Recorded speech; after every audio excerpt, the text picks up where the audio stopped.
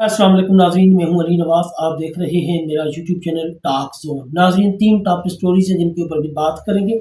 सबसे पहले हमारे पास स्टोरी है तहरीक लबैक का इस्तकबालिया कैंप, इसके ऊपर बात करेंगे।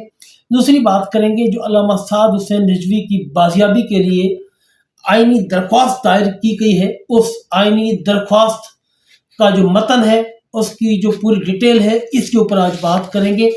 और तीसरी बात करेंगे तहरीक लबैक का एक कारकुन है, उनकी 4 महीने के बाद रिहाई हो चुकी है। इन सब पर बात करने से पहले अगर आप मेरे चैनल पर पहली मरतबा आए तो चैनल को लाइक और सब्सक्राइब ज़रूर कर दें, ताकि ये हक और सच की आवाज़ इसी तरह आप तक पहुँचती रहे।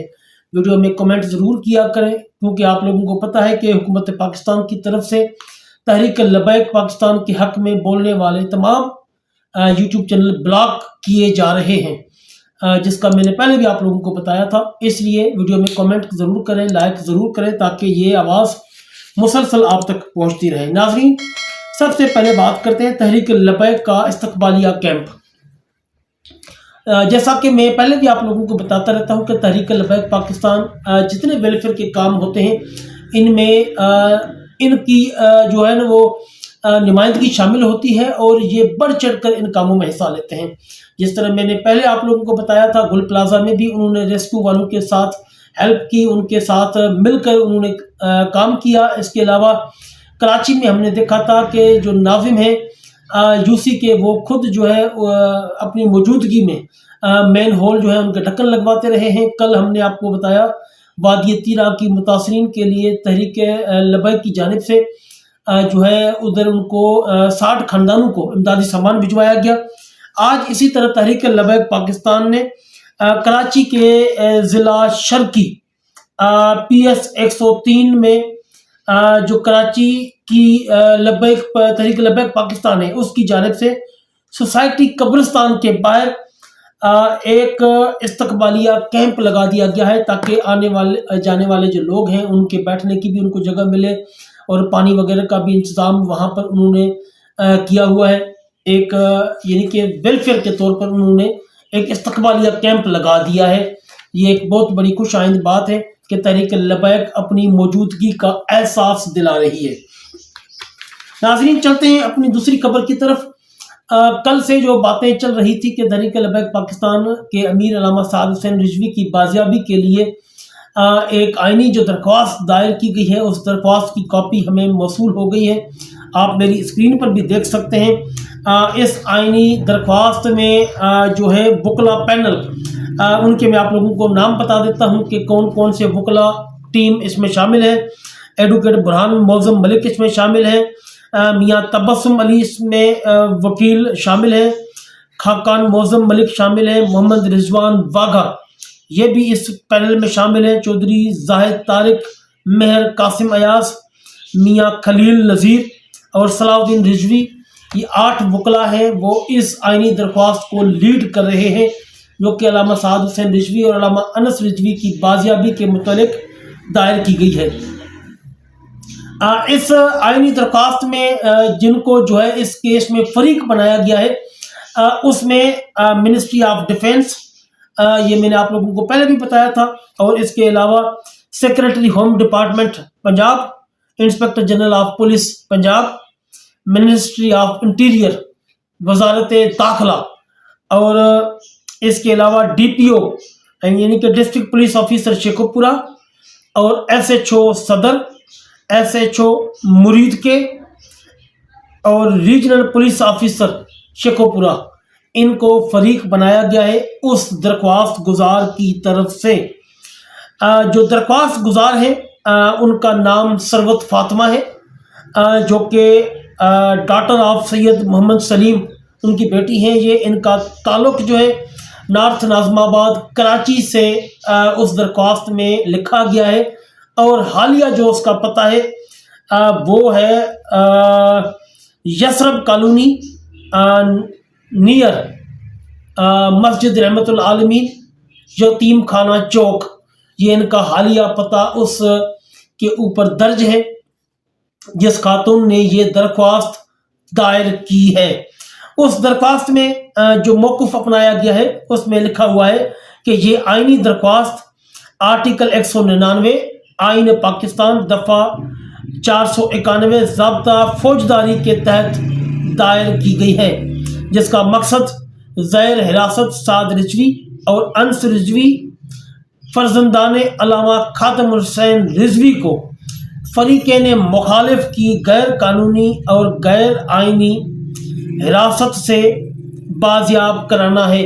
اب فریقین مخالف یہ جو اوپر میں نے آپ لوگوں کو بتایا کہ جن کے خلاف یہ درخواست دائر کی گئی ہے، یہ ان کو فریقین مخالف بنایا ہوا ہے اس درخواست گزار نے۔ درخواست گزار 2017 سے تحریک لبیک پاکستان جو کہ ایک سیاسی اور مذہبی جماعت ہے اس کو جوائن کیا ہے اور وومین ونگ کی کوارڈینیٹر منتخب ہوئی۔ وہ اپنا بتا رہی ہیں، تعارف اپنا کروا رہی ہیں پہلے، جس کے بعد 2018 میں صوبہ سندھ سے مخصوص نشست پر رکن صوبائی اسمبلی یعنی کہ MPA منتخب ہوئی سندھ اسمبلی سے، جیسا کہ 10 اکتوبر کو پارٹی کی طرف سے یا اقصی ملین مارچ کا اعلان کیا گیا جو کہ فیض آباد سے امریکی سفارت خانے تک ہونا تھا، جس کا مقصد اسرائیل کی جانب سے جنگ بندی کی کھلی خلاف ورزی اور معصوم فلسطینیوں پر بمباری کے خلاف احتجاج تھا۔ یہ یعنی کہ اس ریلی کا بتا رہی ہے کہ اس کا مین مقصد کیا تھا، جس کی عالمی سطح پر مذمت کی گئی۔ اس یعنی کہ جو بمباری کی گئی تھی فلسطینیوں پر اسرائیل کی جانب سے اور شیلنگ کی گئی، یعنی کہ عالمی سطح پر بھی اس کی مذمت کی گئی۔ اس ضمن میں 6 اکتوبر 2025 کو ڈپٹی کمشنر اسلام آباد کو تحفظ فراہم کرنے کے لیے ایک درخواست بھی دی گئی تھی، یعنی کہ پروٹیکشن کے لیے، ریلی کی حفاظت کے لیے DC اسلام آباد کو باقاعدہ 6 اکتوبر کو درخواست بھی دے دی گئی تھی۔ 10 اکتوبر کو پارٹی رہنما علامہ سعد رضوی نے فلسطین سے اظہار یکجہتی کے لیے جمعے کا خطبہ دیا مسجد رحمت للعالمین میں۔ اس ریلی میں 5000 افراد شریک تھے جو معاشرے کے مختلف طبقات سے تعلق رکھتے تھے۔ ریلی لاہور سے اسلام آباد تک مکمل پرامن رہنی تھی، یعنی کہ یہ انہوں نے بتایا کہ ہماری ریلی پرامن رہنی تھی، اس میں کوئی بھی اس طرح کی بات نہیں ہونی تھی، کوئی تشدد یا کوئی توہین آمیز بیانات اس طرح کے یا کوئی تقریبی کارروائیاں نہیں ہونی تھیں، اور شرکا غیر مسلح تھے۔ فریقین مخالف نے اس پرامن ریلی کو روکنے کے لیے شیلنگ، فائرنگ اور دیگر ہتھ کنڈے استعمال کیے، جبکہ پرامن احتجاج ہر سیاسی جماعت کا آئینی اور قانونی حق ہے۔ اس کارروائی کے نتیجے میں متعدد افراد زخمی ہوئے، تاہم ریلی جاری رہی۔ مریدکے کے پہنچنے پر جب رکاوٹیں مسلسل بڑھتی رہیں تو تحریک لبیک کی قیادت نے مذاکرات کا فیصلہ کیا۔ یہ وہ یعنی کہ درخواست کے اندر یہ ساری چیزیں لکھی ہوئی ہیں جو کہ میں آپ کو ٹرانسلیٹ کر کے بتا رہا ہوں۔ اس دوران پولیس نے anti riot force, elite force اور رینجرز پر مشتمل بھاری نفری نے ریلی کے شرکاء کو گھیر لیا، یعنی کہ گھیرا ڈال دیا پوری ریلی کو۔ براہ راست فائرنگ کے باعث کئی افراد زخمی ہوئے اور قیادت سمیت متعدد کارکنان کو گرفتار کر کے نامعلوم مقام پر زیر حراست رکھا گیا۔ یعنی کہ یہ جو اس دن واقعہ ہوا تھا یہ اس کا ذکر ہو رہا ہے اس درخواست میں۔ ہزاروں کارکنان کو مختلف تھانوں میں بند کر کے ان کے خلاف مقدمات درج کیے گئے، اور اس کے بعد فریقین مخالف نے بدنظمی اور بدنیتی کا مظاہرہ کیا اور کوئی معلومات نہیں دی، یعنی کہ وہ بتا رہی ہے کہ جن کارکنان کو جیلوں کے اندر ڈالا گیا ان کے وارثین کو بھی نہیں بتایا گیا، نہ ہی کوئی پریس ریلیز جاری کی گئی کہ یہ فلاں فلاں کارکن اور فلاں فلاں قائد ہمارے پاس جیل میں بند ہے، یعنی کہ بد نظمی اور بد نیتی کا مظاہرہ کیا گیا۔ یہ جو اوپر جن کو انہوں نے فریق بنایا ہے ان کے بارے میں بتایا جا رہا ہے۔ مزید درخواست گزار کہتی ہیں کہ شورا کے اراکین نے ان سے رہائی کے لیے رابطہ کیا مگر 3 ماہ گزرنے کے باوجود کوئی پیش رفت نہ ہو سکی۔ یعنی کہ وہ کلیئر کر رہی ہیں کہ مرکزی رکن شورا نے ان سے رابطہ کیا تھا لیکن انہوں نے کوئی یعنی کہ ان کو مؤثر جواب نہیں دیا۔ درخواست زیر حراست افراد نے کوئی جرم سرزد نہیں کیا۔ متعدد جھوٹے مقدمات کے باوجود نہ تو ان کی گرفتاری ظاہر کی گئی اور نہ ہی انہیں کسی عدالت میں پیش کیا گیا۔ یعنی کہ وہ کہہ رہی ہے کہ علامہ سعد حسین رضوی اور علامہ انس رضوی نے کوئی جرم نہیں کیا، یہ تو ان کا حق تھا سیاسی جماعت کے طور پر احتجاج کرنا، اسی وجہ سے اس کو گرفتار کیا گیا ہے اور نہ ہی کسی عدالت میں پیش کیا گیا ہے، نہ ہی کہیں گرفتاری دکھائی گئی ہے۔ لہٰذا ان کی حراست مکمل طور پر غیر قانونی، غیر آئینی اور بنیادی انسانی حقوق کی منافی ہے۔ یعنی کہ جو ان کو غیر قانونی اور غیر آئینی حراست میں رکھا گیا ہے یہ کسی بھی قانون میں جائز نہیں ہے، یہ ان کا بتانا ہے۔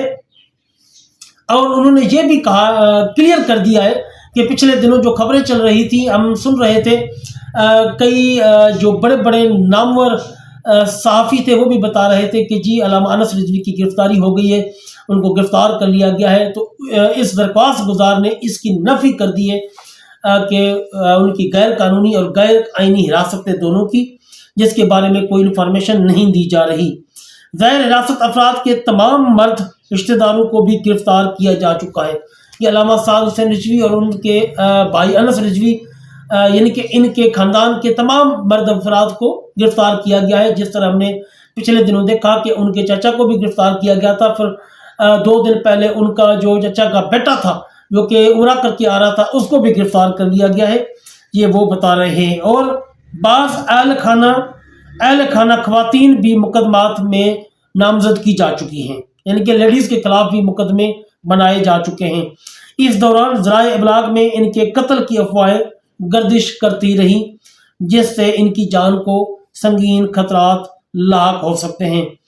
اگر انہیں فوری طور پر اس معزز جج صاحب یا معزز عدالت میں پیش نہ کیا گیا تو ان کی زندگی اور آزادی کو ناتلافی نقصان پہنچ سکتا ہے۔ یعنی کہ جو خبریں چل رہی تھی کہ جی ایک بھائی قتل ہو گیا ہے، پچھلے دنوں بڑی عام خبریں ہو چکی تھی، وہ کہہ رہی ہے کہ ان کی زندگی کو خطرات لاحق ہو سکتے ہیں اگر کوئی ایکشن نہ لیا گیا تو۔ درخواست گزار کے پاس اس آئینی درخواست کے علاوہ کوئی مؤثر، فوری اور متبادل قانونی چارہ جوئی موجود نہیں ہے۔ یعنی کہ میرے پاس اور کوئی راستہ نہیں ہے، اس لیے میں عدالت آ گئی ہوں کہ اس درخواست پر فوری عمل کیا جائے اور ان کی زندگی کو جو خطرات لاحق ہیں وہ دور کیے جائیں۔ مندرجہ بالا حقائق کی روشنی میں معزز عدالت سے مدمانہ استدعا ہے کہ اس آئینی درخواست کو منظور کیا جائے۔ فریقین مخالف 3 اور 4 کو حکم دیا جائے کہ وہ سعد رضوی اور انس رضوی کو غیر قانونی حراست سے بازیاب کروا کر عدالت کے روبرو پیش کریں اور اس کے بعد بیانات ریکارڈ کرنے کے بعد انہیں فوری طور پر رہا کیا جائے اور عدالت جو مناسب اور منصفانہ حکم دے دیگر ریلیف بھی عطا فرمایا جائے۔ یعنی کہ یہ اس آئینی درخواست کا ٹوٹل متن تھا جو کہ میں نے آپ لوگوں کو یہاں پر پڑھ کر سنا دیا ہے۔